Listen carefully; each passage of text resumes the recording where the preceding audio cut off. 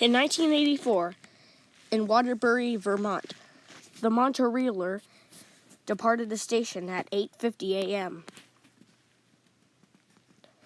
The train consisted of two F-40 PHs, 202 and 211. At 9:50 a.m., they saw a flood in the tracks, and then the worst happened. The train derailed, and three Amfleet coaches and one diner car derailed. Well, two diner cars and a baggage car. The diner car was crushed by the three Amfleets. The baggage car flipped onto its side. 202 flipped onto its side also. 211 was crushed by the Amfleets.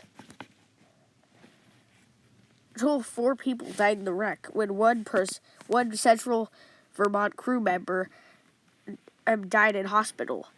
29 people were severely injured. 202 was put back in service when it was towed onto a flatbed and taken to Central Vermont Rail Works, where it was repaired and put back into service. It's currently working as an MPU.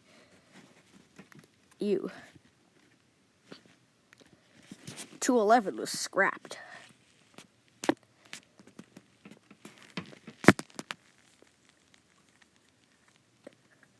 We have not seen the last flood train wreck of Amtrak, as in 1997 in Kingman, Arizona, the Southwest Chief derailed as it hit a flood.